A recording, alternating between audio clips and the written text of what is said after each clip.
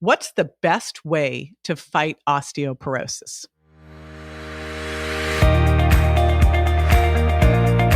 This is JJ Virgin, four-time New York Times bestselling author, celebrity nutrition expert, and fitness Hall of Famer. I've been on a lifelong quest for answers to the toughest health questions. And now I'm sharing what I found with you. Welcome to Ask the Health Expert. Chris Lockhart from Instagram asks, how to fight osteoporosis, especially when needing to take long-term asthma medication that strips calcium from the bones? Thanks. All right. There are so many things that you can do for bone building that go far beyond calcium, and I'll be sharing those with you when we come back.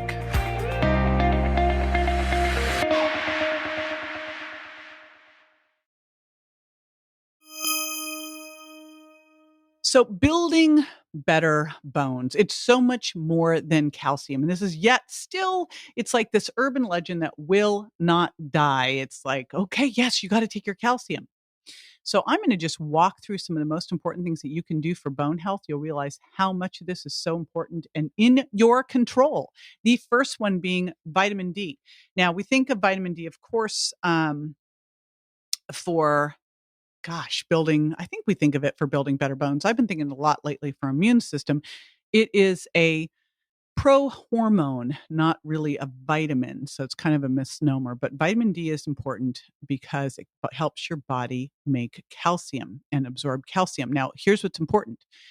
You want to supplement with vitamin D3. You want to take it with K1 and K2 because K helps make sure that as your body's absorbing that calcium, it's going to the right places. That means your bones, not your arteries. So super important that you take vitamin D3 with K, and you optimize that to 50 to 80 NGs per ml. So there's the first one.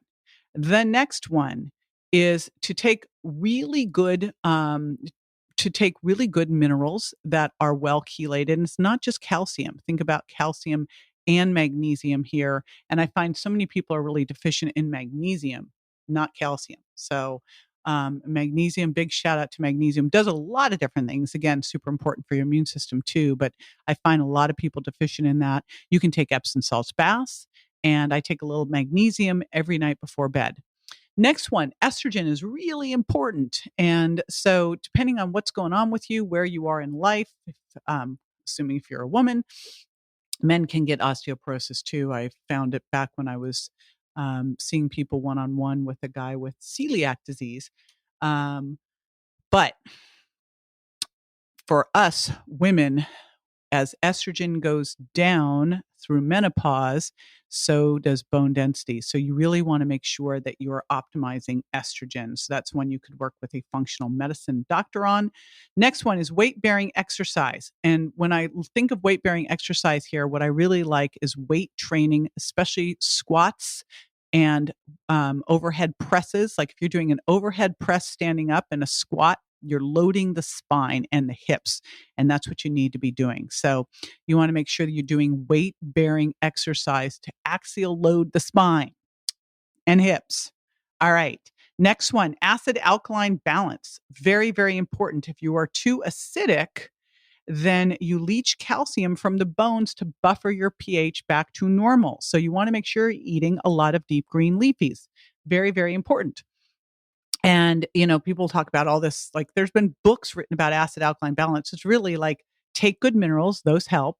Calcium, magnesium, potassium, electrolyte formula can help there. But eat a lot of deep green leafies. Eat a lot of non-starchy vegetables. That will help keep you alkalized. So super easy with that.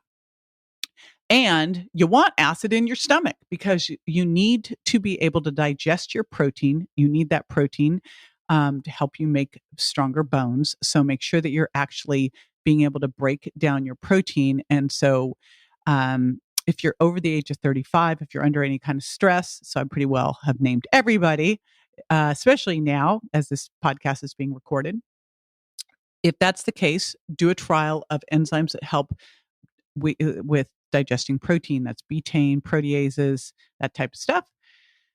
And next, do some foods that really help with bone remodeling. So, fish oil, freshly ground flaxseed meal are both really, really good with bone remodeling and can help a ton. So, that's another one that you want to look at is great bone remodeling there. Those are some of the keys that we don't think about. One other one I'm going to do a shout out on is stress, because stress is catabolic. It will break you down and make you acidic. So, watch your stress as well. Very, very important to not get stressed out. Now, there's a lot of stressful stuff going on.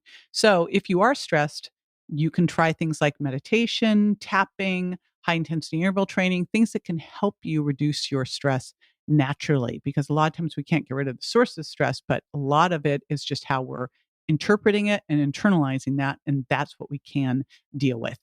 All right. So as you can see, there's a lot of things beyond calcium that really make a difference in bone health, and it needs to be this integrated approach to have the best bones. This is JJ with Ask the Health Expert.